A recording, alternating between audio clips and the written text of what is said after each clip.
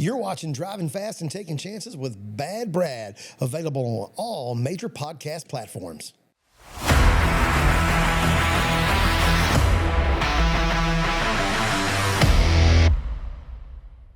Hey guys, welcome to another episode of Driving Fast and Taking Chances with Bad Brad. Right beside me, no stranger to short track automobile racing, especially on the East Coast, on a little West Coast stuff too. This guy will race anything with a steering wheel.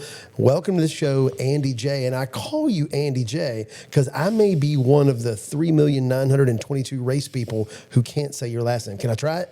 Go for it. Jankowiak. No, you say you got kind of the Polish tongue to it. Pissed. Like they always try to. So that's like the traditional Polish is Jankowiak.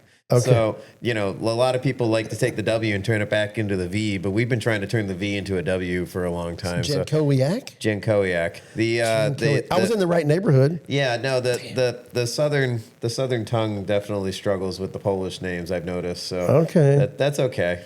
We don't have a lot of Polish racers in our area. No, I learned that pretty quick when I started coming down here 10 years ago with my good friend Wesley Outland, who's an announcer. Oh, Wes, yeah. Wes, so it's funny, we've become really good friends over the years, but my sound just went out. No, maybe it just got quiet. No, we're good.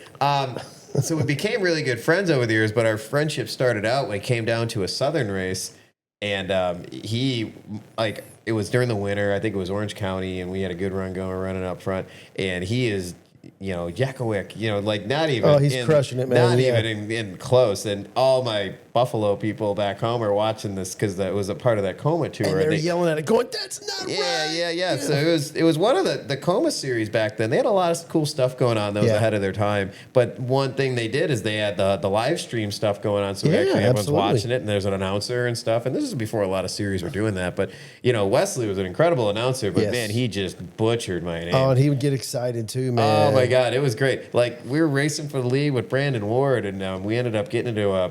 No, he didn't mess up Brandon's last name, did he? No, he didn't mess up Brandon's. He didn't mess up Brandon's, but kudos for you, Brandon. Well, it's never the same thing twice either. It was Jankowiak. You know, he wasn't sure, but you know, it's a New York thing though, because you know I'm tight with the Zachariases. Yep. But in the South, they're the Zachariases. I'm like, what are you guys doing? It's all right there. You can sound it out, but no, that was It was funny. So we got into this big wreck, and Wesley was so excited. All his words just sort of blended into like a scream by the time we were done crashing. Oh, wow. It was amazing. So I sought him out. We came to Myrtle Beach after that, and I sought him out, and I'm like, hey, man, you got to get my name right. We got to talk about this. And we every time I see him, we go out to lunch or dinner or whatever. We've always been good friends. Right on. Well, I definitely don't mess up the Andy J part. I get that part. Yeah, I'm fine with Andy J. I understand. Yeah. And you understand where we're at here in the South. I understand. We have other things. We have other things to spend our effort on. Yeah. But Jankowiak. I'm asking a lot. I get that. Jankowiak. All right, I have to keep that in mind. So, funny, Wesley Outland and I think Doc Love and Derek, I always say Derek's last name wrong too, Perniciglio. We'll go with that. Yeah. We actually announced Frank Kimmel's polar bear race at Rockingham. The four of us did that race live.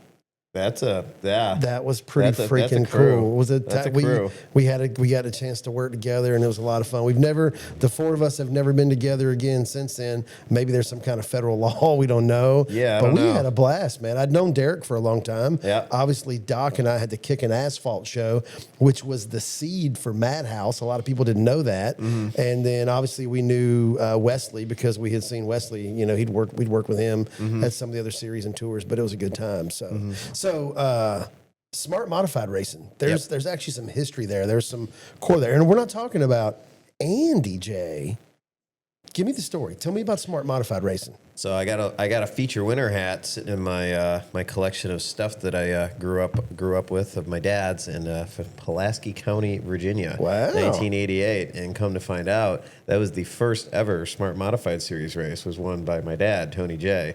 I always remembered that story growing up because I kind of grew up on my dad's stories, right? And, you know, we had this really cool career, but mainly, you know, Western New York and traveling a little bit. But there was always this one story about this time they went to Pulaski County. And, you know, so I guess that was the first smart modified tour race. So, you know, little stuff like that always sticks in my head. And then one day I decided to go down to South Boston when the series came back. And now me and Dad are 1-1. Both smart modified and both modified smart winners. modified How about tour that? winners. So that's pretty cool. Let me ask you a question. This is something that comes up pretty regular, and we always joke about it. Eddie Harvey and I were talking about this 3-4 years ago, maybe 5 years ago. When you get old, 1 year is like 10 years now. And I just asked Eddie what his opinion was, and I'm curious if yours is the same. Why do you feel like overall, I'm not taking anything away from Bert, Tim, Jason, Brandon, nobody. Why do you feel like northern modifieds are typically inherently faster than southern modifieds? I think that the intensity of competition in New England is pretty tough, and I think when you compete with that week in and week out, and I experience that when I go to New England. It's pretty tough to go over there. They just you'll get clobbered for 16th and you won't know why. There's just no one's really going to cut you as much slack. I kind of group the Smart Modified Series is very similar to my Western New York based ROC Modified Series. Yeah. There's everyone wants to win and we're competitive, but less contact, less over aggressive racing, probably a little bit more give and take, I would say. And I'd say that's kind of how the Southern Series is. And I think what happens when you go to New England, it sort of can be overwhelming sometimes. It takes a few races to get used to it. Like I competed on the Tri-Track Tour. I ran every Tri-Track race until like 2020, 2021, something like that, when I started with the ARCA stuff. So I got better, at being out there and kind of stepping up that intensity level. It's something I got better at for sure. But I think just in general, I think when guys come out of a track like Stafford where, there are legitimately, you go to like a Tri-Track race, there's 20 cars that have winning speed. Sure. And everyone's, taking everything they can get. They're pushing you where they can push you, and not dirty racing, but just very, high intensity, aggressive racing. And I think when you get, to doing that every single week, probably no different than when a cup driver comes down and, just every lap, you got to be running qualifiers on your 110%. game. So I think there's a little bit of that. But just in general, I think the probably other thing, like a lot of the tracks in the South, for some reason they seem to they drive a little easier sometimes. Like when I go to a Hickory, I can get tuned in and acclimated to the racetrack quicker than I can when I go to a Spencer or a Lancaster Speedway. And I don't know where everything's. Yeah. There's definitely a truth to that. Like a track like Hickory, a track like Orange County, a lot of the places we go to down here, they just drive a little easier. Now, you go to a track like Bowman Gray, drives hard. Show me how many guys have gone in there and kicked Tim Brown's butt at Bowman Gray. It's and been a very small handful of people. That's a very technical, difficult speedway to race. So I think some of it's that. I think when I think that like anybody that goes to Lancaster or Stafford for the first time usually struggles. But I think just going at like some of these tracks, they just, a lot of the tracks are very similar. They're kind of medium banked. They usually got enough room where you could race, and they're not crazy technical in a way. I don't know where, the guy that carved out his cornfield back behind his house 70 years ago. Built a racetrack. Well, it's weird because you look at all these Southern tracks and they have a similarity to them. Like you go in the pits, there's always that cut across between 1 and 2. They got like the square in the pits. They're all dug in. Like the grandstands are usually built on a hill. Sure. So there is a lot of similarities to a lot of the tracks when you really start traveling around. And it may be the same New York and the New England states, and maybe not. Most of our tracks started off life as dirt tracks. Yeah. And I don't say they have less character, but they seem to be easier to adapt to. There really isn't like you watch Lancaster, it's, a half-mile tri-oval with 2 different corners, and you drive on a drag strip. Like, there really isn't a track like that down here. Right. Now, we go to, we have a track, Holland Speedway up by me, that would probably be kind of similar to a lot of the Southern tracks. And a lot of guys go there, and there isn't much of a gap between the locals and the guys that come in out of town as much as a track like Lancaster. Like typically, if someone comes from out of town to Lancaster, like we know they're going to have a tough time. Not a lot of guys come into Lancaster and start win. kicking butt, right? Yeah. I mean, Matt Hirschman, but he's Matt Hirschman. Right. But for the most part, it's tough. And I think that's very true of, like Stafford and Thompson and probably some of that even plays into it a little bit, just adapting to those more technical racetracks. Like I say, when you come and, run a track down here, they just seem to adapt a little bit easier. And I've always thought that was probably Do you think that some of that part of may it. have to do with frequency? Because you guys do have the Track Series, you do have the ROC Tour, you do have the NASCAR Wheelman Modified Tour. There are a few tracks that actually have weekly, maybe SK, like Stafford, for example. Do you think that maybe it's the opportunities? I look at that like with my IMCA guys. I mean, you look, these guys don't start racing until May, and they quit in October, and they ran 93 races, and you're like, what? Well, they're Yeah. racing 6-7 days a week. Not that there's that many opportunities, but there is opportunities for 2 or 3 days a week for you guys in some variation of a modified. Yeah, no. So we have New England has the SKs, and our version of that is the Sportsman Modifieds, which they're the same engines. We just run on 10-inch tires, so they're 450, 470 horsepower.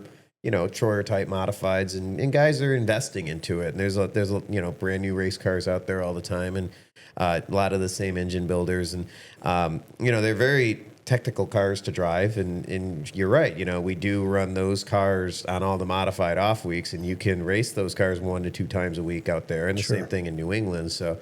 We're probably I never thought about that either. We are in modifieds probably more often. Right. Where, it seems like down here, either Bowman Gray's running or there'll be a Southern race. Sure. Now, you say that, but at the same time, the 602 series is kind of starting to take off, and you'll see. We're seeing some tracks run that. Yeah. No, I see, like Burt Myers and a lot of those guys will go run that deal where, kind of, it's kind of funny, like up north, the 602 modifieds are generally considered like the starting division, like rookie drivers. Yeah. And then, so we kind of have 3 tiers where you guys kind of don't have that middle tier, the SK Sportsman Series. Sure. So your feeder series becomes a 602 where you'll get like a Burt Myers drop down there. Like I couldn't go run a 602 series race back where I am because it's rookie drivers that eventually want to make the jump to the Sportsman Modifieds. It's almost like we see with, I'm going to call them center steer dirt modifieds, Northeast Dirt Modifieds.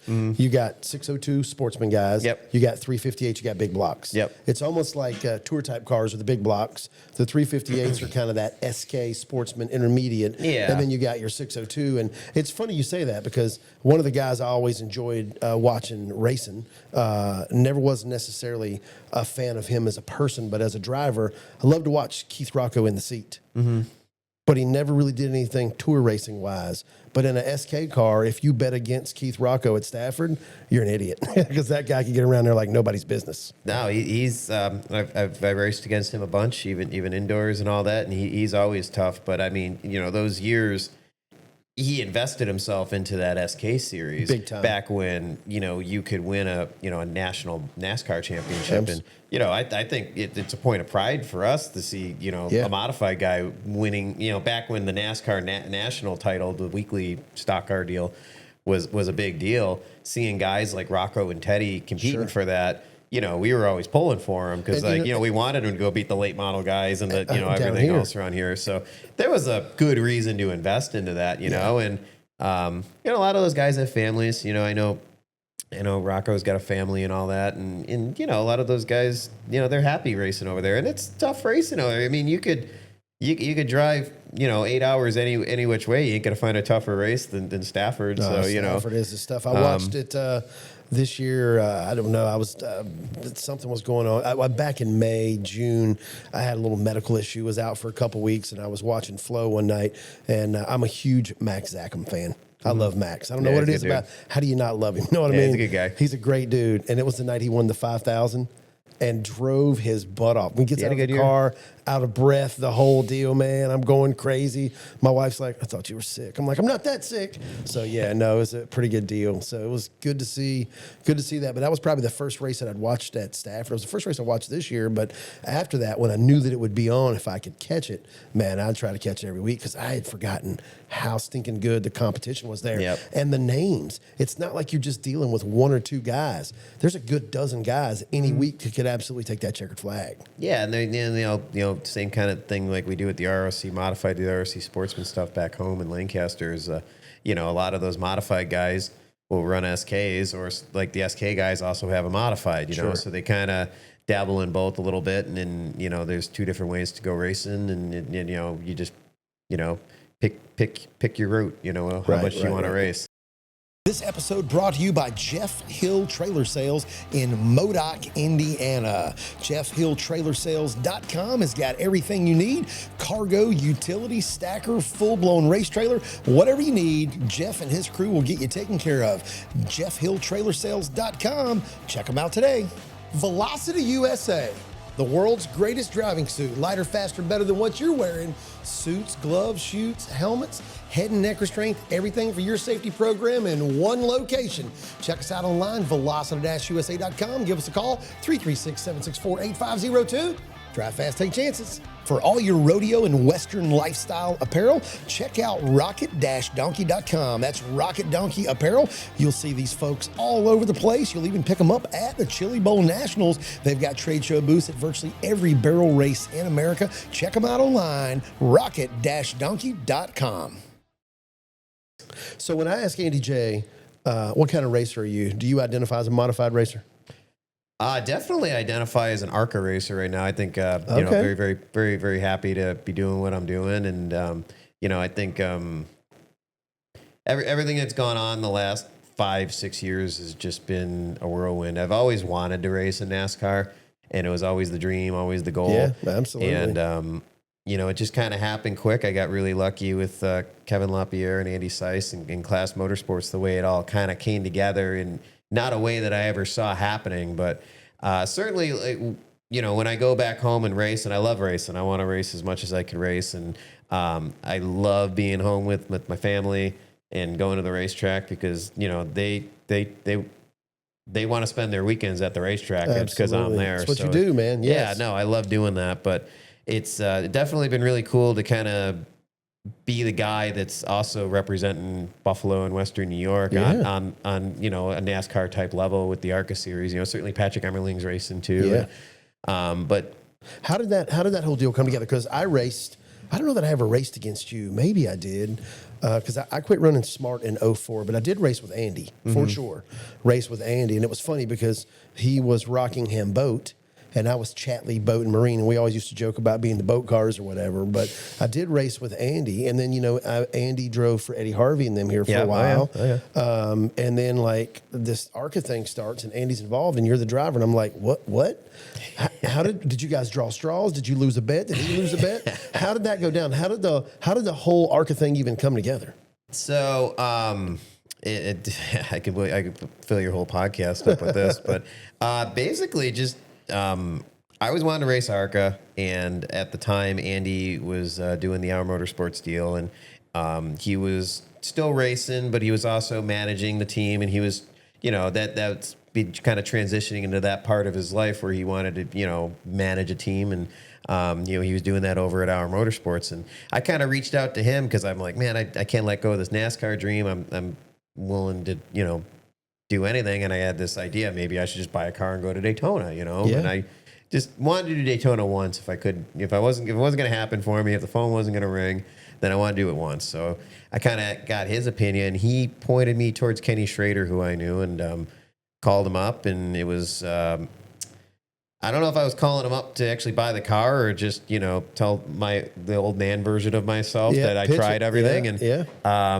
The number that he came up with was less than I thought he was going to say, and had to think about it, had to really, really think about it, but decided to take everything I had, life savings, and go down south, and I was going to buy this car, and bought it with $10 bills, you know, and then that pile. So was going to go to Daytona once, and I had reached back out to Andy Seiss. I'm like, hey, you know, I'm going to do this, you know, could use a little bit of help. And kind of it started out with the car was going to stay at his house in between the test and the race because I had to leave the Schrader shop after we went to the test. And stayed at his house, and we weren't that great at the test. And I had this crew chief, Mike Dayton, and he was kind of helping out. But Andy had a lot of knowledge from super speedway stuff. Sure. And he, you know, had a lot of insight that he offered to us. And he basically offered me, you know, the spare bedroom at his house if I wanted to, you know, keep cranking on this thing because we had about a month and a half between the test and the race. Got a car and accommodations. Yeah, no, this is like the unexpected part of it. I kind of thought we were going to buy a car and I couldn't wait to sell it because it was, everything I had was tied up in this car. And I figured the longer I had it, the more likely I was to wreck it or blow the engine or, has something stupid happen. And it's kind of the physics of racing sometimes. yeah. So basically we got out of the test. It was like early January and was really just supposed to store the car at his house. And ended up in the garage. Don't know if that was his plan or not, but that's what happened. And then he was offered me the place to stay if I wanted to work on it. He was kind of pointing things out, and I had a couple guys with me, and I said, take the truck and trailer home. I called work and said I'm not coming in for a month. I got a once in a lifetime deal, and my bosses at Bob and John's La Hacienda back home were very supportive, and they said you'll have a job here waiting. Go chase your dream. So stayed down. What were you doing for work? What were you doing for work at home? Delivering pizzas. I still am. Okay, all right. I'm delivering Sunday once I go home. Right on. now, I want you to say that again. What do you do for work every day? Deliver pizzas. Deliver pizzas. Yeah. Dude, if that ain't the American dream, just keep rolling, brother. That was great. I do, but no. So Andy offered me his spare bedroom, which is called the Harry Gant Suite. Okay. So I had a little bed, a little shower. Had a little TV on the wall that got, the fuzzy channels like Grit, with the 70s Westerns and all that. Yeah. So got tuned up on all that stuff. But hung out there right up until probably about the race. I was there a good 3-4 weeks anyway. Cut the engine out of the car, moved the engine, and just started slicing and dicing. And Andy was pretty busy at work.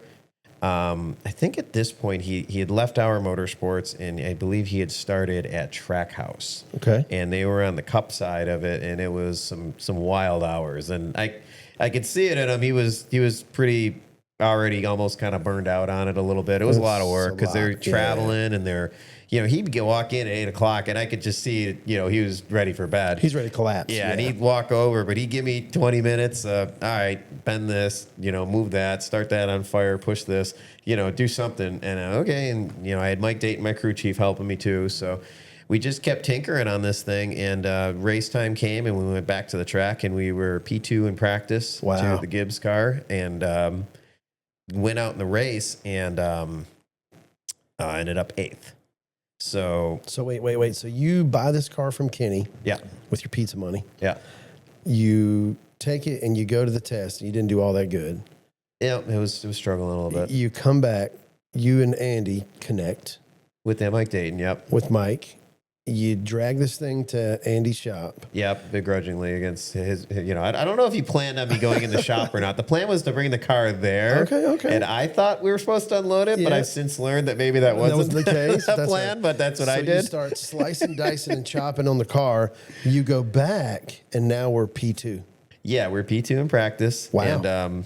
And so we were fast. That's some pizza money right there, man. Well, it was kind of this miracle situation, and it was Kenny gave us a good car, and Andy had a lot of knowledge because he had just done all this ARCA stuff, so he kind of knew, like, there were certain body templates that actually they created. Him and his brother-in-law John Marlowe, like, they were really working on these things. So I think it was hopefully like kind of fun for him because he had all this knowledge to offer. Absolutely. And I guess I was a worthy candidate, and I was over there willing to do the work, but I didn't know what to do. And obviously I'm more of a slice and dice kind of guy. I'm not really a polish it up kind of guy. So how many years ago was this? Let's see. So it was 2021, right at the start of 2021. So what's the backup plan? So what if you'd have come down here, you'd have bought the car, you'd have blown the motor up the first lap, shoved it in the fence, windshield deep. What was Andy J doing next? I don't know. I figured that's what was going to happen. I just, it was, I talked myself out of it probably 3 times on the way down to buy the car. Because it all just happened quicker than I expected in my head. Because it was like, I came up with this idea and it just kind of stuck in my head, and I was like, man, if I don't at least try, I'm just gonna hate myself. You're never gonna know. Yeah, absolutely. We do a Racing with Class podcast, and I was just talking about this, and I made the reference to plug your podcast. Yeah, Racing with Class podcast. People need to tune in. That's awesome. Definitely follow us. We tell a lot of fun stories like this, but I was telling the story. Napoleon Dynamite, Uncle yeah. Rico. Like, I didn't want to be Uncle Rico. Like, I could, if I just had my chance, I'd be in NASCAR. I wanted to do it at least once. I had this list of 6 things in racing that I just told myself I had to do. Tell us, what are they? I had to flip a car. I made it when I was younger, so you got to bear with me a little bit. But I had to flip a car and then keep going. Okay. Which I did at Atlantic City. I was going to say indoors. There's no doubt you've done that. Yeah. I think you still won that night, didn't you? I don't remember. I might have. I think you did. That was in the Hoddick car, which gets into our second goal. Yeah. One of my childhood mentors was Trey Hoddick, and I was growing up in his shop, and he always told me I'd never drive one of his race cars. So one of my goals was to win a car in a Trey Hoddick car, and I did that. I wanted to win a modified race at Oswego Speedway. Right on. I wanted to win the Gamblers Classic. You've done that? Yep. I did that in 2019. That was kind of where some of this started, because I was just so obsessed with that race, unreasonably obsessed probably. But that was just, I made this my mission. Was it the Classic? What was it? The Gamblers Classic. It's Atlantic City. Okay, right. No, the Oswego race. Oh God, no. The Oswego race was the Classic weekend. Yes. Okay, awesome, perfect. So I Big passed. weekend. So it was the same weekend that I won that race at Hickory. I won it Friday. Nice. So it was a race. If you gave me 1,000 tries, I could never duplicate. So lap 27, I'm driving around and my air cleaner falls off. So caution comes out, and I'm the only car that comes in for a right rear. And we didn't have air cleaner, so I just went back out. And it turns out that was the move. So I come ripping through the field with no air cleaner. I get to Matt Hirschman. New tire. Yeah, new tire. And once in my life, I can say this, like, I passed him like he was chained to a post. Like, I remember going by him. I passed him on a start, but I was just flying. And I remember passing him, and my spotter screaming, slow down. Because like 4 laps, I put like 3/4 of a straightaway on. And I'm just like in the car, like, shaking. I don't know what to do. That's crazy. Like, why am I, like, it was just the 1 in a million perfect night. So we win this race. So that was a really cool memory for me. I think that was the last time that the Classic was not part of the Wheel and Modified Tour. Yeah. Because it came part of the Wheel and Modified Tour schedule the next year. But then we went to Holland the next day, and then we slept in a truck and drove in the Hickory race. It was on a Monday because it was Labor Day weekend. Yep. And we came down and we started 27th out of 27 cars, and we won that race down there at Hickory. All right, so recap it. So sorry, I went flip a car. Flip a car, keep going, win a race for Trey Hoddick, win a modified race at Oswego, win the Gamblers Classic. I wanted to turn a competitive lap at Daytona, and I have to win the Spring Sizzler. That's the race my dad passed away at. So I've done 5 of the 6 now. But what's missing? I have to win the Spring Sizzler. You haven't won the Sizzler yet? I have not won the Sizzler. So where's the Sizzler at? Stafford Motor Speedway. When is the Sizzler? Usually around the same weekend as Talladega. Is it ROC or is it Wheelan? It was Wheelan, and it's been an open show or part of the Tri-Track series the past couple of years. I think it might have been part of the Tri-Track series. How close have we been? I haven't been able to go, really. Oh, okay. So I know I've done it. I did it. I think maybe I only did it once.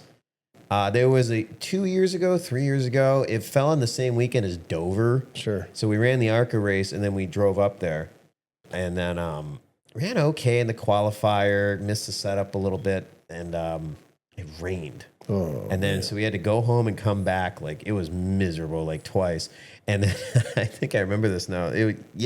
So we go out, we go back for the makeup, and I'm warming up my tires, and my A-frame crossmember broke on the left front. Oh, man. Warming up my tire. They had an aluminum crossmember. I never run an aluminum crossmember again. But the year before at Wall, we hit wheels a few times, and we hit wheels somewhere. It must have, you'd never, we take everything apart. It looks fine, right? You never get it. Just how do you know? So I was warming up my tires. A-frame broke. Wow. So actually, we came in the pits because I got out on the track, and we made 1 lap to start the race because it was a lot of money to start the race. But we fixed it, and I went back out for the last lap just to say I finished the Spring Sizzler. So what happens when you win the Spring Sizzler and you've achieved all 6? I mean, is this the point that you stop and you run for President of the United States? Or are you moving to Guam? What happens next? No, I'll keep racing. I love it too much. So I'll make another 6. I was going to say, what are the next 6 goals? What's the next 6 look like? Yeah, I never won a championship in a modified, so that'd always be cool. But, right now, and it's, the Sizzler is on my list. Right now, like all my thoughts and ambitions are into like I'm in a situation where I drive for this team, Class Motorsports, and this all came together in this miracle situation, and they're putting cars together that are competitive enough to win. Very. And that's in fact, you have led laps at Daytona. In fact, you have led the last lap at Daytona and or a portion thereof. Yeah. In fact, there's a pretty funny quote that came from that when they ask you about that. What did you tell them when they ask you a question about how did you know when to lift or what was next or what was going on there? You made a comment about that. I think we have a T-shirt that says it on here somewhere. Yeah, there's a few. So 2 years after where the story starts, now we are into Class Motorsports in the creation of this team under Andy and Kevin. And we were at Daytona. We had a really good car. And the caution came out late, and I believe we were fourth.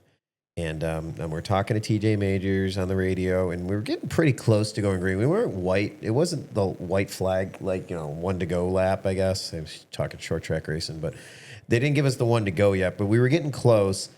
And we were kind of going back and forth on what our plan was going to be for the start because it was going to be a one-lap dash to the end. Ugh. And I had this other driver from Buffalo behind me, Steve Lewis. I know Steve. I set up his scales that day. Yep. He kind of leaned on me a little bit for some advice, and he did his own deal. But Sure. I was helping him a little bit, or being a little bit of guidance. Being in Buffalo.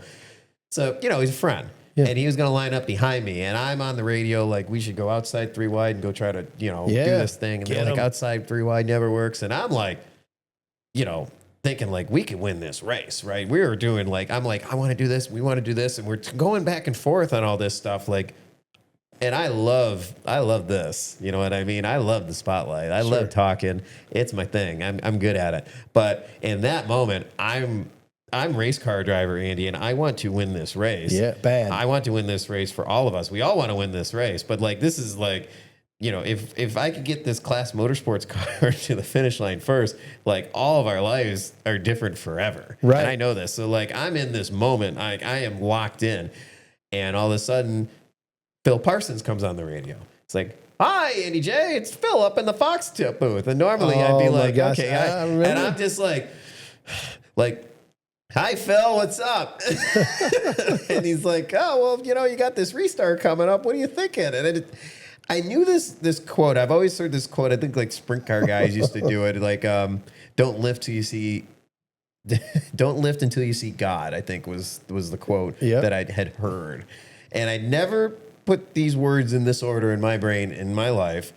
And I was, not unappreciative. I was in a different zone. I was in a different world. I'm race car driver, Andy. I am not camera ready. I am in my race car driver mode right now. And I'm just I don't know, Phil. I'm just gonna put my foot to the floor, and I'm not gonna lift till I see God or the checkered flag. That's awesome. And man. I think the reason that it became so popular in that moment is I think if you listen to me, I think you knew that I meant it because I was in that zone. I was in I was in that zone. I'm this is it. This is my destiny in one lap. I'm ready to go do this. I don't care. I'm going. I actually heard it back at the end of the night. Back in my hotel room, and obviously we, crashed, cars on fire on top of me and all that and terrible things. But I got back to the hotel and I was kind of bummed because we lost the race, obviously, because you don't know how many chances you're going to get at something like that. Right. I feel like I let the guys down, feel like, just in general, just everything. And kind of bummed out. And I didn't really thought about that interview at all. And I must have picked up my phone or went on Facebook or something because I think I still had a flip phone. So I didn't really check Facebook back then. I think it was probably the last. I had to get a phone because the class guys were going to kill me if I missed another Zoom meeting or had to wait to print out a paper plane ticket or something. So I had to get a phone. But I think at that point I still had a flip phone. I know I still had a flip phone. So I got back on my tablet and I started seeing all this stuff coming through. I'm like, oh God, this is so dumb. Why did I say that? Didn't even remember that you'd done it. I remember that I did it, but I didn't know if anyone caught it. Oh, they caught it all right. Yeah. But my first reaction was like, oh, God, I sound like such a freaking idiot. And of course, I end up in turn 3 on fire. So that didn't age very well. Yeah, So, no, it didn't take long. no, my first impressions of that probably weren't good, but it aged well, and it's given me some motivation as the driver for the Class Motorsports team and Andy and Kevin, and it's given me a little bit more motivation to go win a big race. Yeah, absolutely. We have to go win a big race, because if I don't win a big race, they're probably going to write that on my tombstone. So I got to be like the driver of the car. Line, man. I want to be known as the driver that won at Daytona. Sure, absolutely. So I got to find a bigger accolade to go chase. How big of a monumental task is it really? Because you've won in almost everything you've raced. You've raced everything pavement-wise. You've been all over the place. You've done great stuff. How hard of an effort is that really? Because you see guys that are good guys that win a lot of races, that go big league racing and never win a race. How hard is that really to do at that level?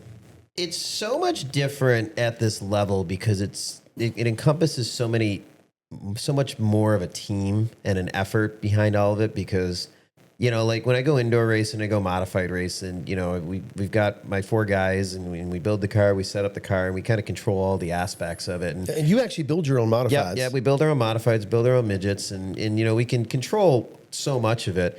And I think at this level, I cannot go win a race without Kevin. I can't go win a race without Mike. I can't go win a race without Andy. And it's so much of a team aspect to it, just kind of working together, because there's so many more factors at stake with it, because you're competing against like a Joe Gibbs Racing and, Sure. and all these guys that have engineers and people just around the clock working on this stuff. So, for us being a smaller team to close that gap up enough where we're close, where we can realistically try to go win one of these things. Yeah. Everybody has to be on it. So it's been it's definitely been a little bit of a learning curve for me, just working with a much bigger group, and all these guys that I'm going to battle with every weekend are kind of new faces too. So that's always been something that's been a little bit different as I've fallen into this journey that I fell into. But Sure. It's just it's amazing. It's just once in a lifetime, unbelievable opportunity that I didn't think I was going to have. And, I look out at this, and there's so much more riding on it than just me. Like if we go and we build a modified and, we win or lose, a lot more of it kind of is like, well, it's on me, right? Like if I build the car and it doesn't win, and then I got to go think about it. But, now I'm racing for Andy. Now I'm racing for Kevin. Now Right. I'm racing for Mike, and You got more people to potentially please or disappoint. well, it's not just that. It's, they believe in me, Sure. like even like Mike Dayton's had a super long NASCAR career, and he's done all these stuff, but he hasn't been crew chief on a car that's won at this level. Like I Right. want to, and he stuck with me through all this because he believes in this, and Andy Seiss, he's probably accomplished more than me. He's run a cup race and all that. And, he's, wakes up 5 days a week and walks across the driveway Goes and and works beats in a car to try to help me Right. win, help me What do you be the driver to win a race. What do you think the core, what do you think the seed is that gives you the motivation to just keep plugging, knowing that pie is still there? What do you think that is? I don't know. It's got to be my dad in some way. I just can't understand, because I feel like, I don't know. It's the core for me has to be my dad, in everything, and just not wanting to, just wanting to make him proud, and kind of, I grew up just idolizing him so much that I feel like I want to, live up to the way I thought of him, Right. As this racing hero. But in the same breath, now I look at like Kevin, I look at Andy, I look at my Uncle Jake, I look at Ricky Hochter, all these guys that are part of this deal. Sure. They take everything. They take all their vacation days, they pack up, and they went on this Spend it journey all, with yeah. me. And like, I want to reward them with a win. So there's, the core part of it, like my inner like part of like why I race.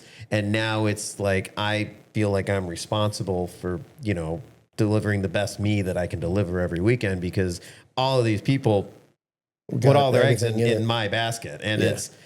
it's hard to imagine, you know, because it ends up being so many. Like, there's got to be 100 people, you know, just at this time. You know, you go through the whole career, just people that got me one step nonstop, further. yeah. There's so many people that, you know, invested into me to be this guy that's going to go do this. So yeah, I want to win. I want to win for them though. And I think it's funny, like you listen to like Denny Hamlin when he's talking about like his championship and what it would mean to him. And he's like, I want to win it for everybody that supports me. You know what I mean? And not that I didn't feel that way, but it just reminded me of like how, like when I talk about the larger team and the larger picture and all the people that are all in on trying to, and we're all trying to win together. We're all a team, Sure. but I am the driver, you know, and I have to do my part to be, you know, the guy that's taking it to victory lane if I can. The unfortunate part for the team is this year when you win at Daytona, it's going to say winner Andy Jankowiak. It won't say Andy Jankowiak and the Class Motorsports crew. That's the unfortunate part about automobile racing sometimes when we revel names, Bill Elliott, Dale Earnhardt, this, that, and the other. You know, I know, we've been there. You're doing it now. Yeah, it may have been Bill, but what about the 183 people that were behind him to make it happen? The nuts and bolts, this, that, and the other. I don't think you're that guy. We both have known those guys for sure. It was all me, it was all me, it was all me. But like you say, that really brings home that whole feel of team. Because the modified, if you had to go thrash day and night and nut and bolt, and you and one guy show up to a Saturday night shoot 'em out, you probably could pull that off. Didn't say it'd be easy, didn't say it'd be fun, but you probably could. There ain't no way you're dragging that ARCA car out. It ain't happening. No, and I will make the argument. I think that our deal on the ARCA side of it that started out with, you know, Andy Seiss's garage and became Class Motorsports with Kevin and Andy. I feel like we are more of a team unit than probably most people racing at this level. Like, I don't think of myself as the driver for Class Motorsports as much as I think of myself as a part of Class Motorsports, because we all did this. You're in town. How long's the drive from Buffalo? Oh, about 9.5. So you came down for 9.5 hours to work a day and a half in the shop. Okay, I don't know if a lot of people know this. Y'all don't have a racetrack at your shop. I've been there. There's no racetrack there. Y'all could crank a car up and maybe drive it around the driveway, but we didn't do that. You drove down from Buffalo to turn wrenches on a car for a couple of days, and you're going to go back to Buffalo and not turn wrenches. You're going to go deliver pizzas so that you can afford to come back and wrench on the car for a couple of days. Well, no, I mean, There's not a lot of guys that are doing that. I don't know if you know that or not. well, I mean, like I say, I'm in a really good spot, and everything's taken care of on the racing side, and you know, like the pizza things, just you know, my day-to-day stuff. And there you go. I'm doing really good in life right now, and I'm happy and I'm blessed, and I've been given this wonderful opportunity to work with, and you know, but I definitely like to invest back into it and be involved. And there's definitely a part of me that can't let go of like the shop side of it, where I really can't necessarily contribute as much as I would like to the shop side of it at this level, because I do not have the knowledge that Andy Seiss and Mike Dayton have. But you know, I try to bring what I can bring to it, and I try to be as helpful as I can and stay as involved as I can. And it's been a heck. I wanted to be down here sooner and more, but just it's been hectic between parties and PRI and everything going on, and we're getting butted up against Christmas here, and just there's a lot of stuff going on. But you know, I've always tried to make myself available to go down to the shop, and usually like March to April, May, I'm down here. I might be down here for a month at a time. You know, it's definitely it's part of the journey. It's part of the fun. You know, I still call Buffalo home for sure, and I still spend the majority of my time there. But you know, I like being down here, and I know when I can be helpful, and I know when, you know, the slower parts of the year, like if we only have one race a month, that, you know, it'd probably be overkill for me being down here. But when we race a bunch, I try to be down here, and I'm very lucky. I have my cousin Jackie lives in Mooresville, and they got a spare bedroom for me, so I got some place to go sleep, and Right on. you know, I'm very, very well taken care of, and everything's really good for me. This episode brought to you by Bassett Racing Wheels. Whether you're looking for a 15-inch inertia wheel, rolled edge, armor edge protection, whatever it is that you need, DOT, IMCA, Bassett Racing Wheel has you covered.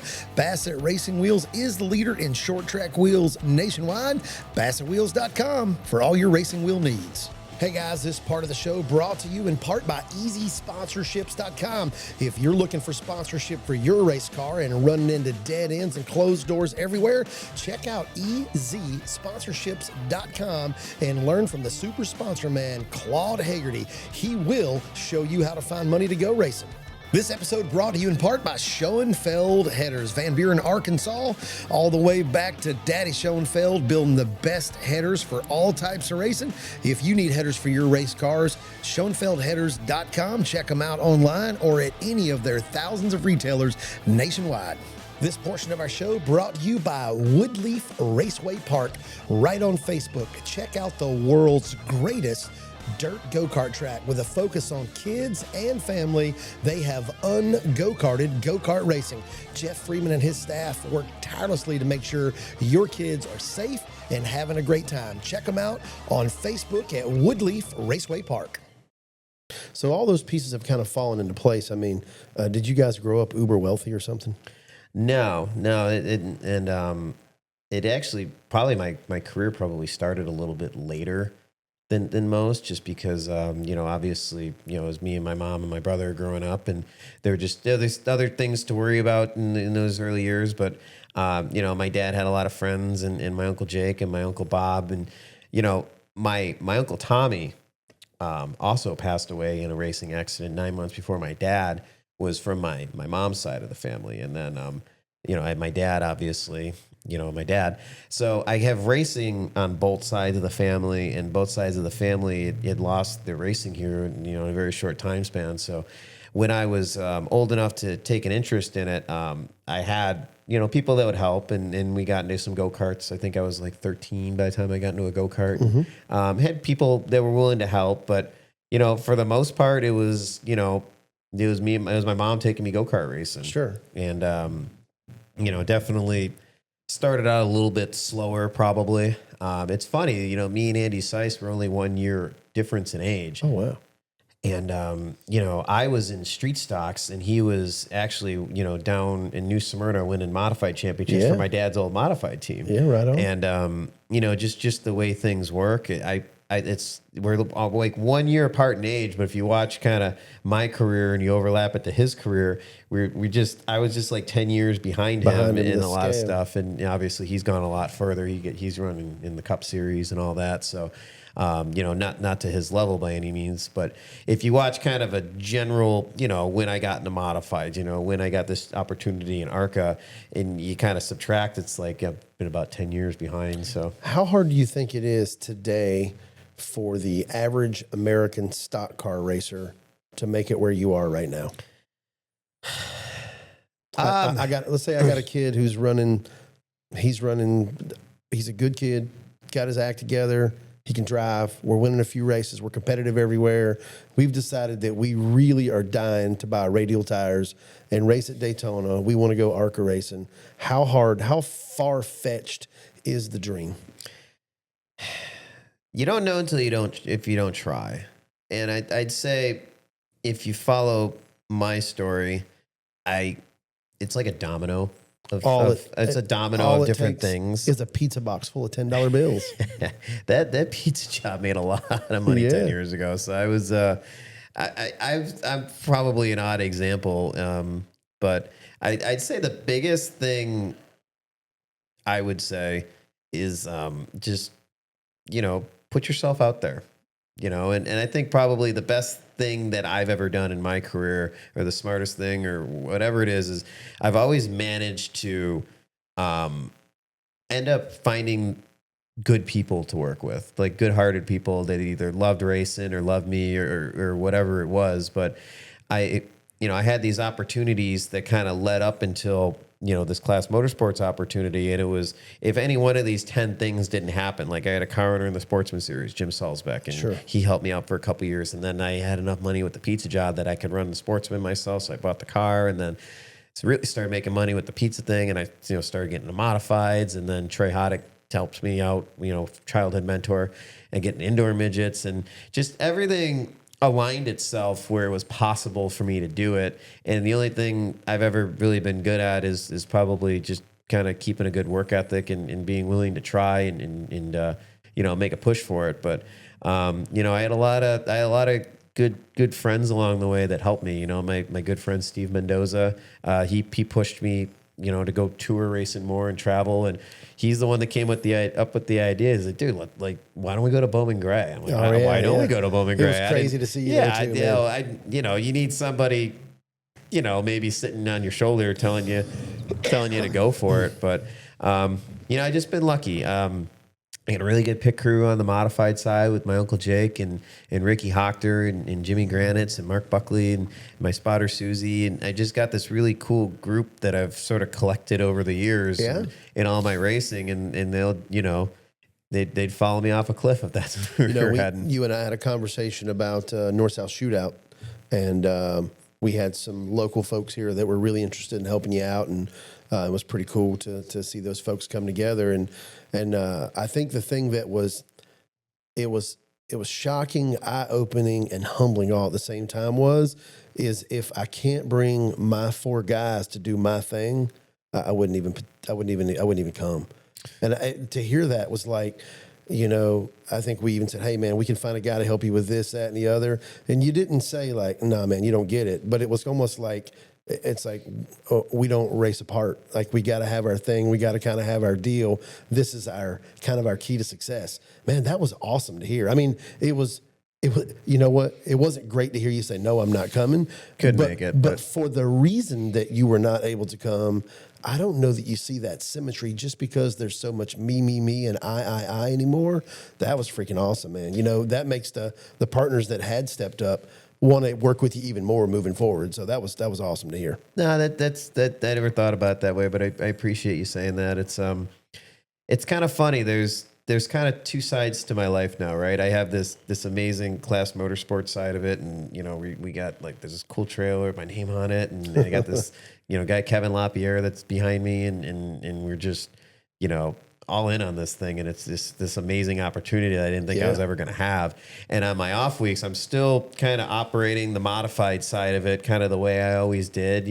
Building as much as we can build, and spray paint where someone else might have chrome, and and just kind of going racing that way. And the real biggest reason I love doing the short track stuff on the off week so much is because I do have this camaraderie of family and friends and people that love doing this with me, and that's what makes me want to go do it. So you're right. I mean, there's actually been times where I've probably had other opportunities to race modifieds in different situations, but it wouldn't be situations where it was me and my uncle and my buddy Ricky and Jimmy, sitting in the shop thinking like, well, what if we, weld the oil cooler up here and do this, and maybe that'll go faster, or maybe what if we change this shock or this spring, or maybe we build a nose that does this instead of this, and maybe that'll make more downforce. And that's kind of been the fun part of the short track side of it that I'm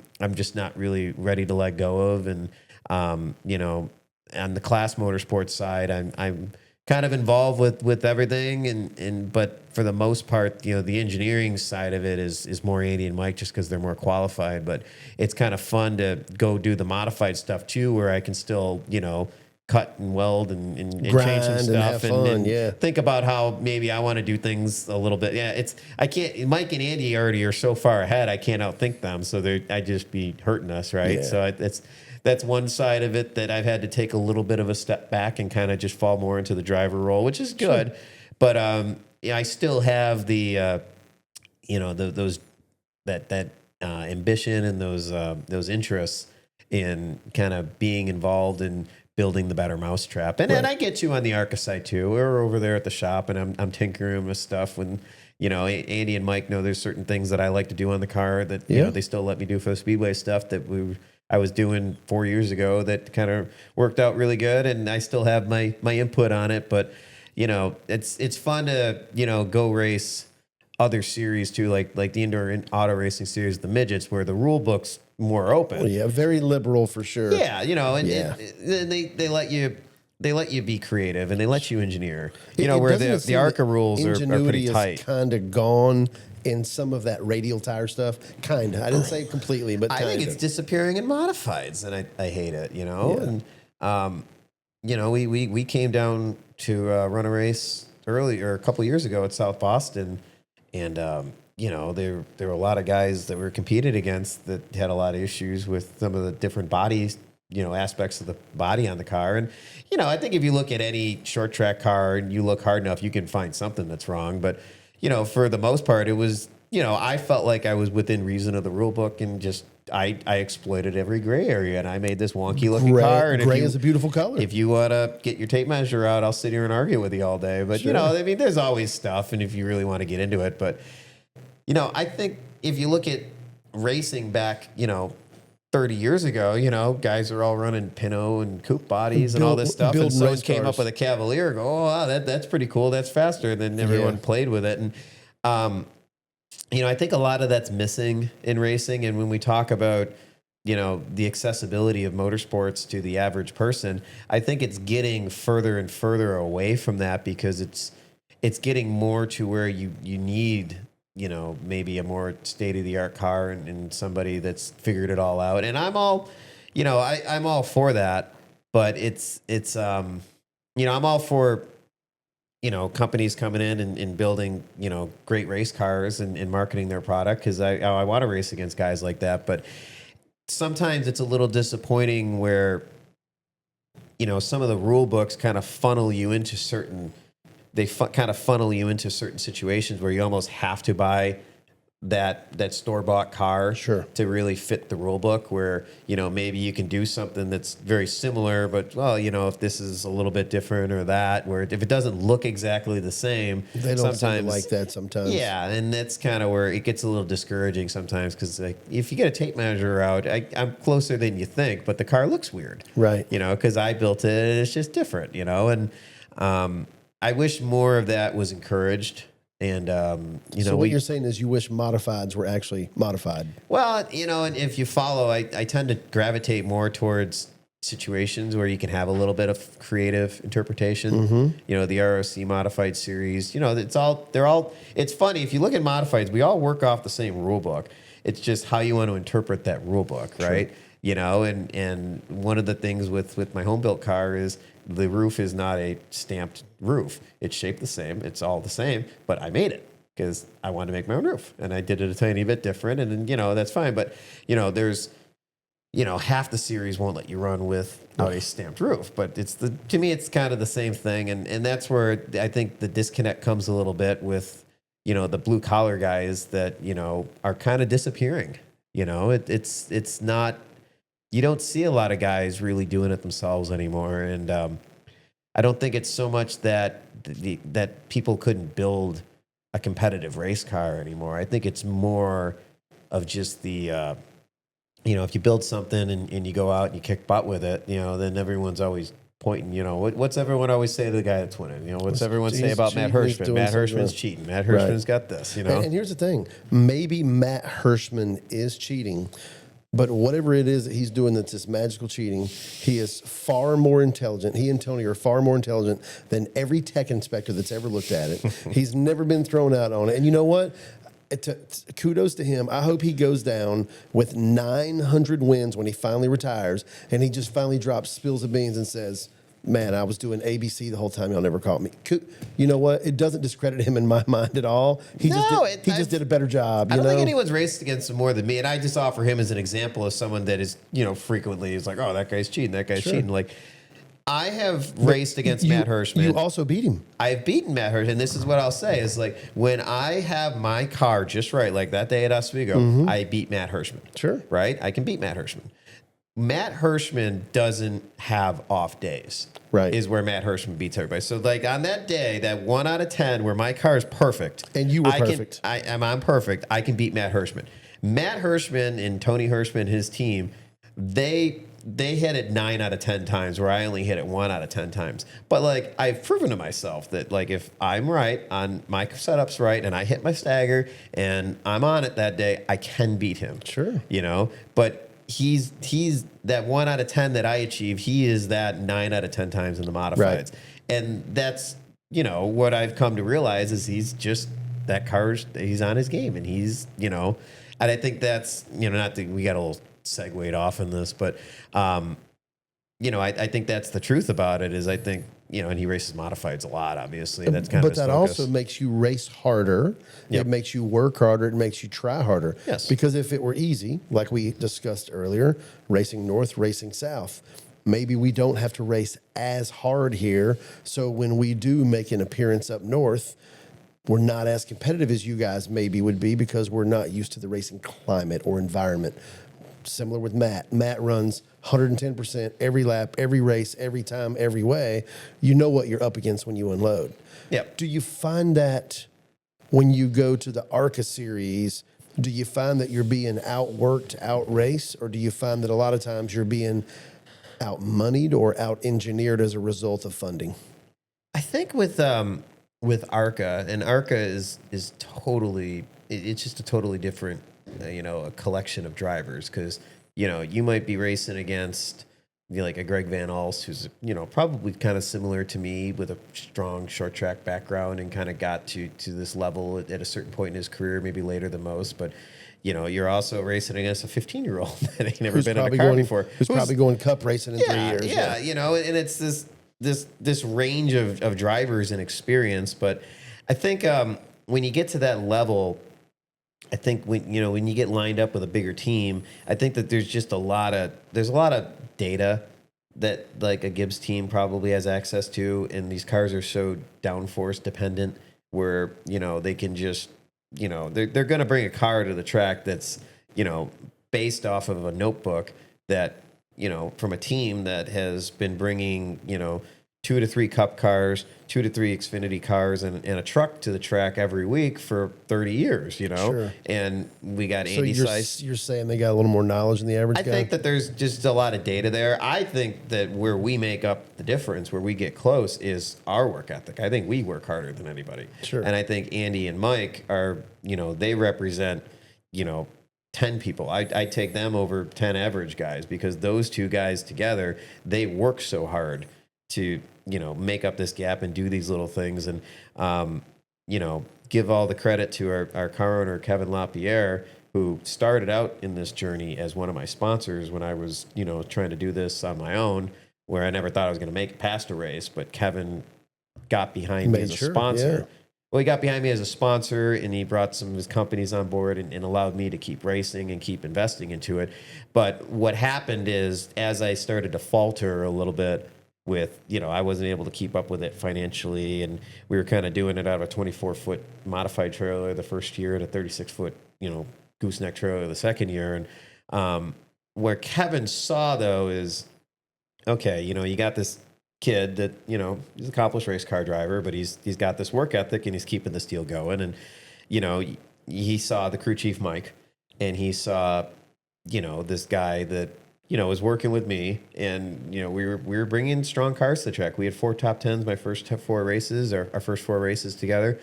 And he saw, you know, Mike's capabilities with what he was working with, which I wasn't giving him much to work with. You know, we had one engine, and we bought a show car from Chris Auer, and we slammed this thing together and went to Charlotte and, you know, finished top 10 there. But he could also see, you know, this whole time we're doing this at Andy Seiss's shop, and Andy Seiss is offering guidance, offering leadership. He's got these connections. Like, I can't afford a new part. I can't, like, if I need a spindle, if I need a spring, Andy Seiss is like, okay, well, I know, you know, this guy's probably selling some stuff, and he'd make a phone call, like, okay, go buy this from this guy. And he had all these connections. And while I'm just, you know, in the middle of this whirlwind situation with, you know, I bought this ARCA car, and now we're going to Talladega. Now we're going to Charlotte. Yeah. All I'm thinking about is, like, how do I get these cars on the racetrack and keep this going a little bit longer? Because I'll probably never get to do this again. And, you know, I want to go to Charlotte. I want to go to Pocono. Like, I'm on this lifetime, once in a lifetime journey. Was there at some point you got into this deal elbows deep and went, wow, this is harder than I thought. This is tougher than I thought. Yeah. This requires way more than I would have dreamed. Yes. No, I remember trying to go to Charlotte. The point I wanted to make with the last thing, just before I finish that, was like Kevin saw all these pieces and imagined it as a team. And that's where, as we get to the end of my first year and into my second year, Kevin starts talking about, like, I want to own a NASCAR team. I see what you guys are doing here. Like, can we make this into something? And it became Class Motorsports. Nice. And he's the owner and I'm the driver. And we just all, teamed up together on this and got behind it. And Kevin LaPierre is KL and Andy Sice, yeah. yes. But, that first year, I remember we got out of Talladega and I had some support. We had Kevin, because Kevin was sponsoring me a little bit. And then we picked up a couple other sponsors. We had Florida Safety Systems, so I had some help. And I had enough where I could kind of see maybe going another race, but I didn't have the right car for it. So we buy this show car from Chris Auer, and comes with some spares, but it was just a show car. So we go back to Andy's and we take all the parts off the super speedway car, engine, electronics, seat, everything. It was a shell. And we slam it all into this car to try to make a test at Charlotte 10 days later. And we only had 3 front springs, and we had to coil bind it, and none of the springs would work. And we were right up until like the night before the test, and we couldn't make this thing coil bind, and I didn't have anything else. And I remember being so stressed out. I started having an anxiety. I had to walk outside and I was like dry heaving, like hyperventilating. I was so wound up because I had this situation where now I, invested, what little I still, had going on here into this car. And like, if I don't make it to if you have a sponsor and you don't go to the track, you forfeit, the sponsor. Like, there is no sponsor if I don't go to the racetrack. Yeah. So I had all these promises of sponsorship if I could just get to this racetrack. So I buy this car and I do all this, and we're doing all this crazy stuff. And if I didn't make it, we didn't make it. And Mike Dayton, my guy that stuck with me through all this, who said he was only going to one race and never wanted to go to another one, he figures out this way to take the spring. It's called clamshelling, because the spring wouldn't hit. Yeah. The car would hit the ground before the spring would collapse, because the only way you were allowed to stop the cars back then was coil binding. So he takes the spring bucket and he puts these shims in there and he stacks it so it's really crooked. So what happens is the spring would hit on one side, and that's enough to stop the car. And that got us to that Charlotte test. And I went out there to the test, and first lap blew a tire, spun out, about wrecked, and came back in, bought a used tire. I think it was a right rear, because something was hitting or something was rubbing. And we put this used right rear on, and we went out. We were at P7 in the test. Nice. And there was enough. The car was in one piece, and I went back to the people that were kind of starting to get excited about this, and they're like, "Hey, we're P7, rah rah, let's go." And we came back for the race, and kind of just one thing at a time, and as much as I could handle, as long as I could go. But as that first year unfolded and Kevin got more excited about it, I could kind of see that there was a possibility. It was never like Kevin that first year was like, I'm going to own a race team. Like he said, he's very interested in this. This is very possible. We have to, there were steps to be taken though. Sure. So in my mind now, I'm like, okay, if I can just keep this boat on top of the water right. until like this could actually happen. So my whole thing was like, just keep the race team going, keep right. Keep the wheels on the bus the best I could. And, it was challenging. We went to Bristol last second. It was Kevin asked me if I'd be interested in going, and I said, well, we took the Charlotte car and we went, and we ended up getting tore up, and it was just a lot for me to deal with, and I didn't always handle things the best way, because I was still trying to make ends meet on my end. I had help, but it was still difficult, and I was getting to where I was cutting too many corners to try to to keep this thing going. And we got to the second year, and we did okay at Daytona and Talladega. I think we were sixth at Daytona, and we got through Talladega, and we went to Charlotte, and man, we started that car on fire, and we had an issue.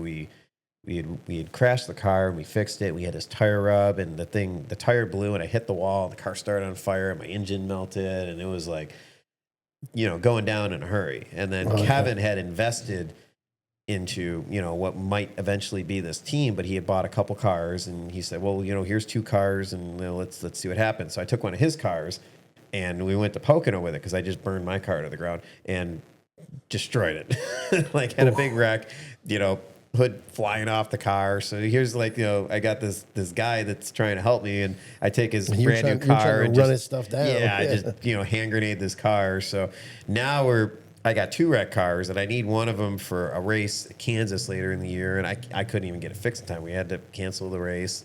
He had 1 car left. It was a short track car. And we took that car, we went to Bristol, and we finished in the top 10, and then we took it to Toledo and finished 11th. So we kind of limped across the finish line, and then that was the end of 2022. And at that point, Andy Seiss was ready to make the move. He was on board, and I was, you know, out of gas and about done with being a team owner and ready to, you know, get behind something with a lot more stability, a lot more support, and just, you know, not feeling like if any one of 10 things go wrong this weekend, like I'm going to be out of this game. Business, right? And you know, they all kept me going. You know, Andy, Kevin, and Mike, they all kept tenacity. But it was borderline miserable at times. Sure. Like being at the racetrack, going to like a track like Charlotte, going to Watkins Glen, going to all these places for the first time ever. It was just this surreal, unbelievable experience. But getting those cars and being responsible for everything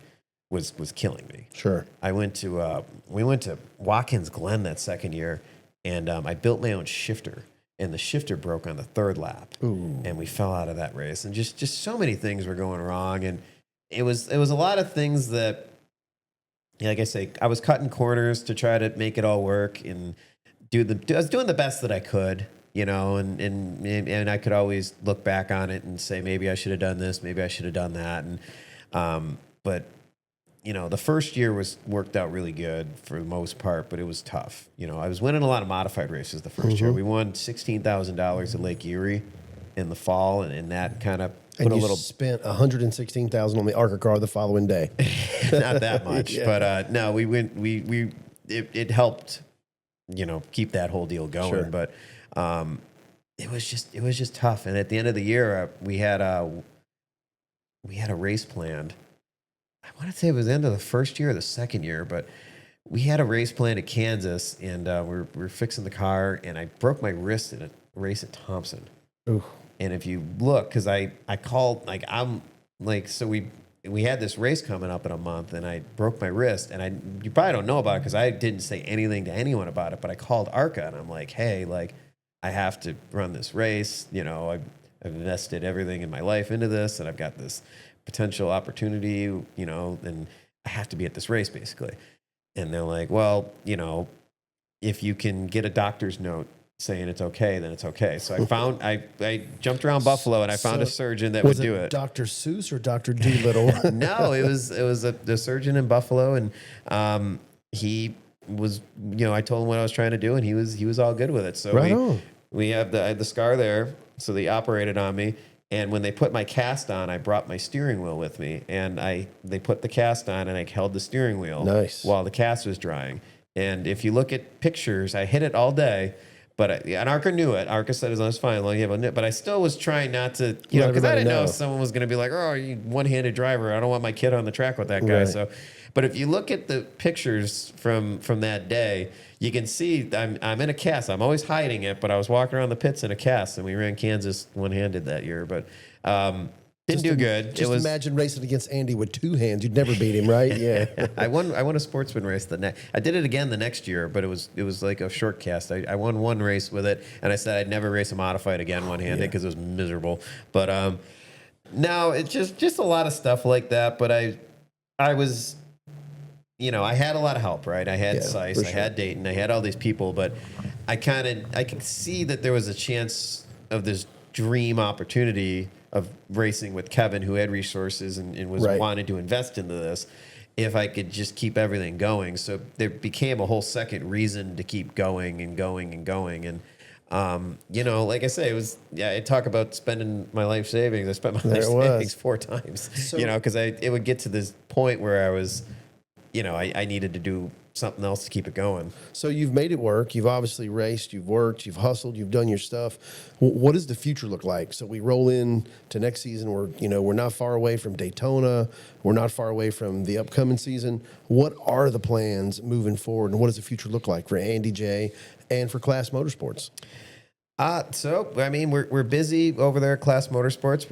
We just I gotta remember because we do official releases, but we announced Wheelan's coming back this year.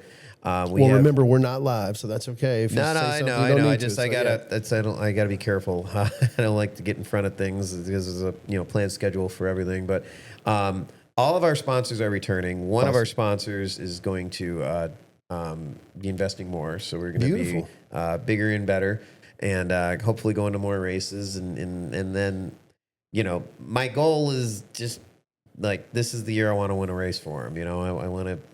I want to finish that deal out and get one under the belt and see, how big we can make this, because we're going into our 4th year now. And, we've been close. I think at Talladega, we led 4 of the last 6 laps, just not the 4 that mattered. And, I'm sick of thinking about how close we got and wondering how cool that would have been to be able to share that with my team and my family. And, as the driver, I want to go do that, and I want to go do that for them. I want to do that for myself, and absolutely, I want to, have that notch on our belt for all of us. Now, are we running a full schedule? We just running speedways? What's the plan? We are committed to 9 so far. Okay. We're going to go to the first 5 for sure, and then we're going to kind of see where that, where sponsorship takes us. If we want to go to all of them, we do, and we're working diligently to fill in the gaps there. Obviously, we got to fill in some gaps with sponsorship. We're very lucky with our ownership group that they're willing to kind of take a hit on some of it, but we gotta get a certain justification. We can't just you don't go all the way into the red. And points. Yeah, we can't just go all the way into the red. We can dip into the red. Right. We're into the red, but we're very lucky that we have a guy that. With our ownership side of it, with Kevin, that wants to go do this and is willing to invest into it. Yeah. But we have to also have people helping him, sure. Right? So that's kind of where sponsorship stuff comes from, and that's what we're working on. But we got a lot of cool partners with that. Working really hard with Steve Mendoza, my best friend. We're going to go do some tour racing this year. We're working on building a new car, so we're really excited for that. And then. As far as my short track stuff, we'll just kind of fill in the gaps and go where we can go. I've got a car with a super boring Troyer body on it now, so maybe I'll come down and do some smart boring. Stuff. And, nothing imaginative. So 5th place car now. Yeah. Oh my gosh! No, it'll be fine. But I've got a Troyer 2017 T82. Okay. So we're gonna come play with that a little bit when we can, and obviously we got indoor season coming up this year. We got the Allentown weekend and the test fall on the same weekend. So I guess we're testing, not Allentown in it. We're going. Are we going to be flying?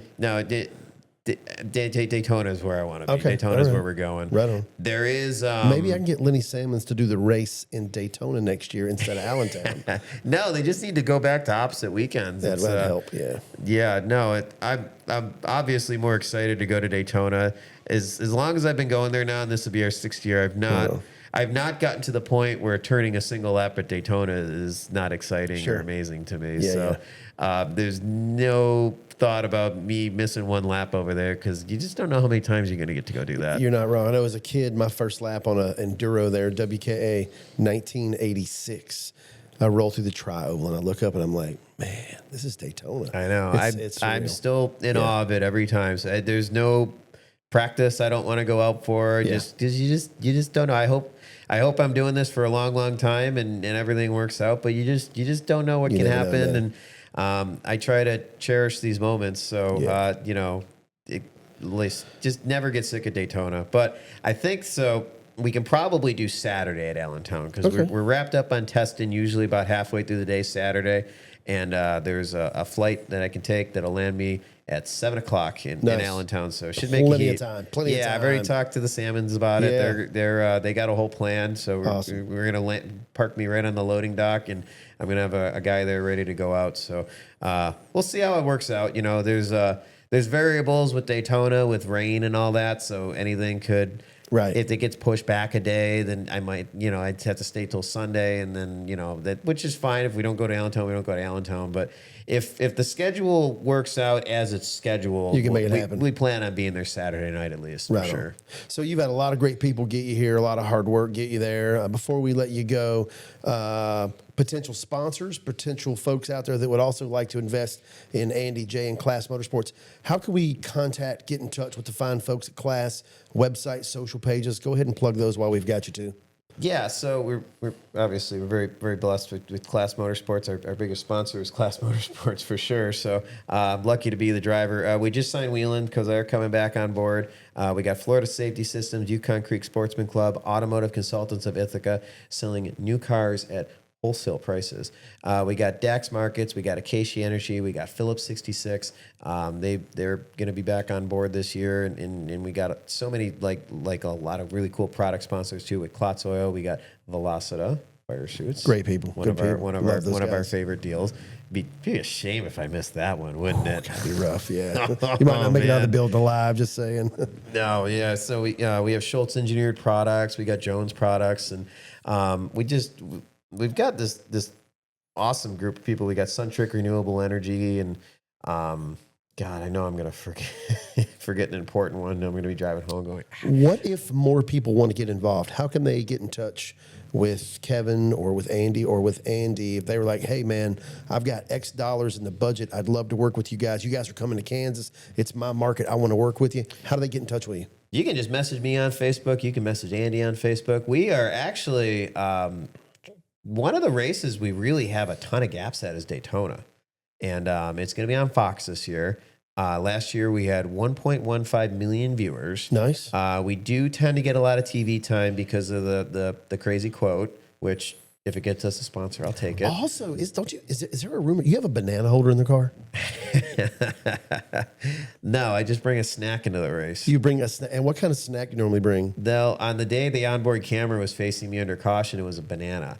And I want to give a lot of credit to the guy that made my racing gloves. I got you. Velocita. Are they banana friendly? Well, there's a lot of slipperiness and layers to the banana. Yeah. And I want to say with my Velocita racing gloves, I had no problem peeling the banana and continuing on with my race. I will next time that we do an ad for the gloves, Eric, we got to make sure Andy J says best anti-slip banana peeling gloves in your ARCA car at Daytona ever.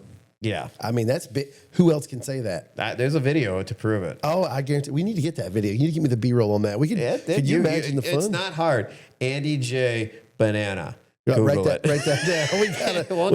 We gotta do that, man. All right, actually, I think so. The TikTok version was Andy J. versus the banana. Versus the banana. That was I was struggling with it. Well, we talk about our gloves being more like a layer of skin than a big bulky glove. You proved it. Yeah. I mean, who else is peeling bananas? Yeah, no, it worked out. That's pretty good. It worked out as well as you could, obviously.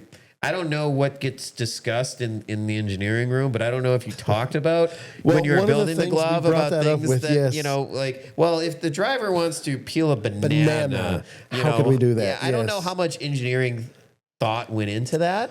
You would have to offer more insight. We didn't go to the wind tunnel. We went to the peel tunnel on this one. Yeah. And I don't. I just think it happened to be a happenstance. Yeah, I would say for the lack of a focus on that sector of the engineering process, I'd say you did well. Well, thank you, sir. Yes. I appreciate that. How inexpensively could one of these great companies in America be involved at Daytona 4?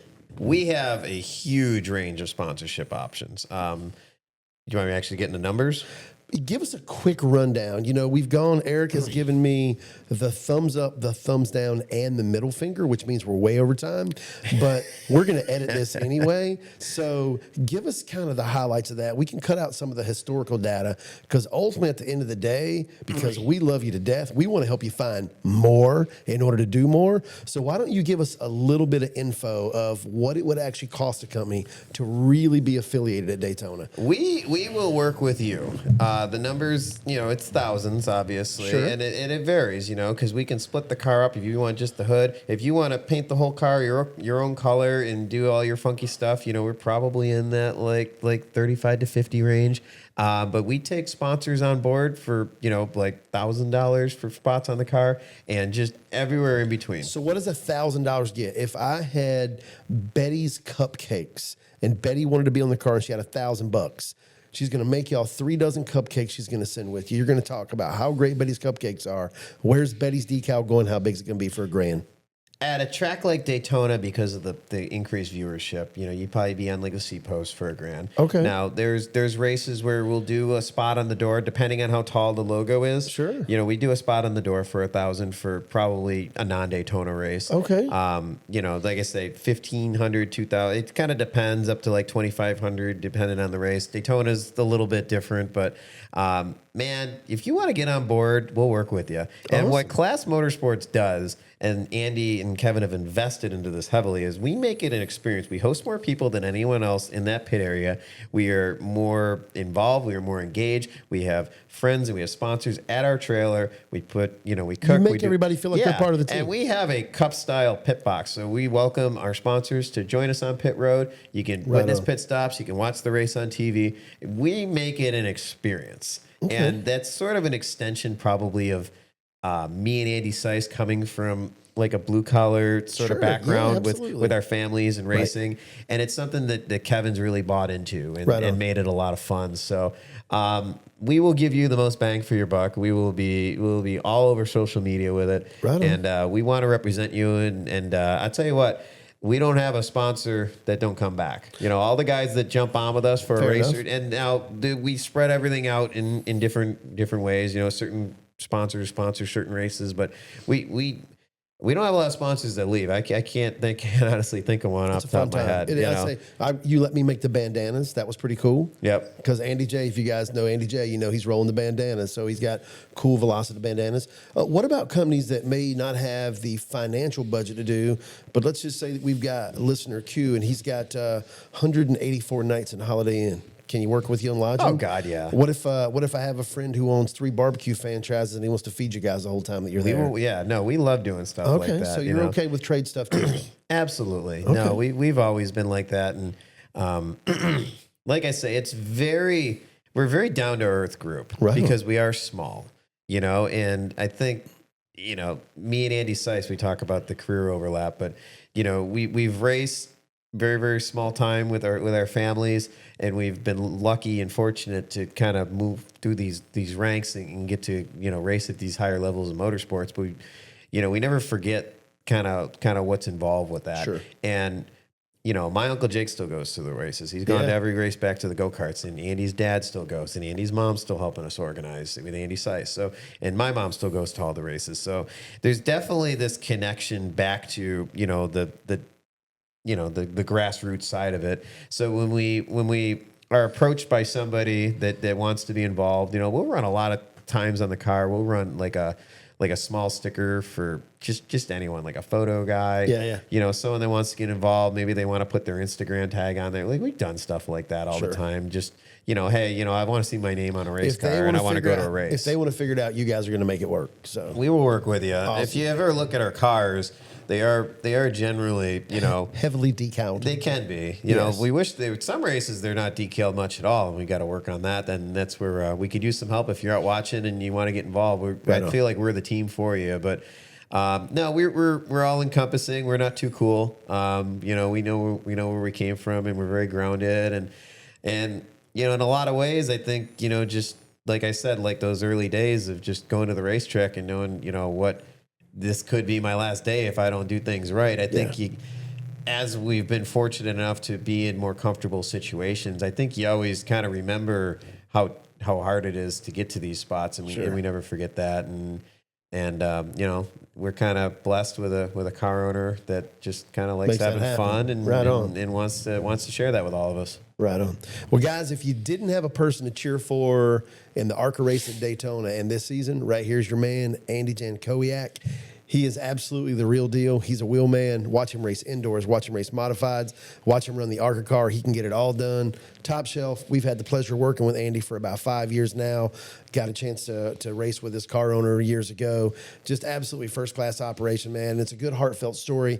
It really is proof that hard work can pay off. My man's a pizza delivery guy. It's what he does for a living. Don't give up your dreams. Don't give up your hopes. Andy J, I think you'd probably plug that and say, man, if you want to do it, you just got to go chase it. And, that 19-hour round trip to Salisbury, North Carolina sometimes pays big dividends. Yeah, no, like I say, I wouldn't change a thing. I've been blessed. You couldn't trade me any life for this life that I fell into. So I'm lucky, I'm blessed, and I get to do it with people that I really do love. And ain't nothing better than that. So. Awesome, man. Our buddy Andy J, living the American dream. Guys, tune in. Daytona's coming up. If you guys know people that might want to be interested in helping Andy J and the team out, they're easy to find, easy to get in touch with. If you can't get in touch with them, Velocita-USA.com. You can reach out to me direct. You can reach out to our media and marketing department here. We guys will connect you. They're right down the street from us. We'll be happy to help you guys any way we can. Andy, appreciate you taking the time. We know you're on your way back to New York right now, taking time to stop in on this cold winter December night here in North Carolina, man. Wish you all the success in the world, and look forward to seeing you in Victory Lane really soon, buddy. I appreciate all the plugs, and like I say, check out Class Motorsports. We got our own podcast, Racing with Class. If you want to reach out, you can message them too. But I'm going back to the shop to work as long as Andy Seiss and his kid are go-kart racing. Yeah, Lyle, right on. they're over there at Millbridge. So we plan on meeting back at the shop and doing a couple hours, and then I got one more day here, so we're going to keep plugging tomorrow. Perfect, man. Andy, thanks for coming, guys. That's going to do it for this week's episode of Driving Fast, Taking Chances. As always, drive fast, take chances.